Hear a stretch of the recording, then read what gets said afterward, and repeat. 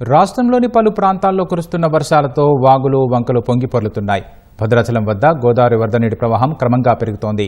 అశ్వారావుపేట నియోజకవర్గం పెదవాగు ప్రాజెక్టు గేట్లు ఎత్తడంతో 20 మంది కూలీలు చిక్కుకుపోవడంతో ఎన్డీఆర్ఎఫ్ బృందాలు వారిని రక్షించాయి. రాష్ట్రంలోని పలు చోట్ల వర్షాలు జోరుగా కురుస్తున్నాయి. ఎగువ ప్రాంతం నుంచి వరద నీరు చేరడంతో భద్రాచలంలోని గోదావరి నీటి మట్టం క్రమంగా పెరుగుతోంది. ఎగువన ఉన్న తాలిపేరు ప్రాజెక్టు నుంచి వరద నీటిని అధికారులు గోదావరిలోకి విడుదల చేస్తున్నారు. దుమ్ముగూడెం మండలంలోని సీతవాగుతో పాటు గుబ్బల మంగమ్మ వాగులు ఉధృతంగా ప్రవహిస్తూ నదిలో కలుస్తున్నాయి. మరోవైపు భద్రాచలం నియోజకవర్గం వ్యాప్తంగా భారీ వర్షాలు కురుస్తున్నాయి. చెర్ల, దుమ్ముగూడెం మండలాలకు వెళ్లే ప్రధాన రహదారిపైకి మురుగునీరు చేరడంతో వాహనదారులు, పాఠశాలకు వెళ్లే విద్యార్థులు తీవ్ర ఇబ్బందులు పడ్డారు.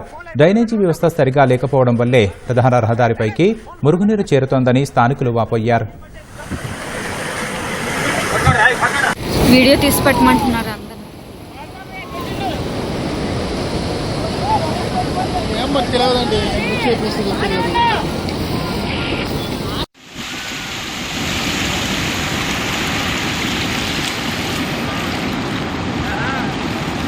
వీడియో చేస్తున్నారు, ఫోన్ చేయండి.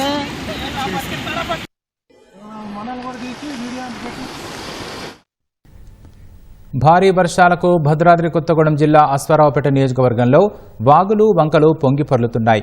అశ్వారావుపేట మండలం నారాయణపురం వద్ద వరదలో 20 మంది కూలీలు చిక్కుకుపోయారు. పెదవాగు ప్రాజెక్టు గేట్లు ఎత్తడంతో ఒక్కసారిగా వరద పోటెత్తింది. దీంతో కూలీలు దగ్గరలోనే ఉన్న చెట్టు ఎక్కి సహాయం కోసం ఎదురు చూశారు. బాధితులను రక్షించేందుకు సీఎంఓతో మంత్రి తుమ్మల నాగేశ్వరరావు సంప్రదింపులు జరిపి అధికారులను ఆదేశించారు. దీంతో ఎన్డీఆర్ఎఫ్ బృందాలు రంగంలోకి దిగి హెలికాప్టర్ ద్వారా బాధితులను రక్షించాయి.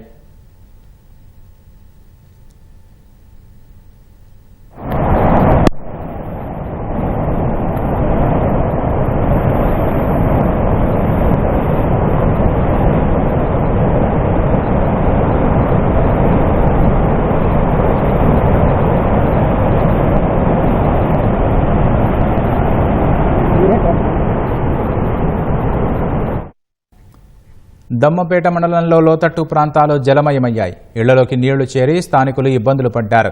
దమ్మపేట మందలపల్లి ప్రధాన రహదారి వరద నీటితో కాలువను తలపిస్తోంది. ములకలపల్లి మండలంలో రహదారులపై నీరు చేరి పలుచోట్ల రాకపోకలకు అంతరాయం ఏర్పడింది.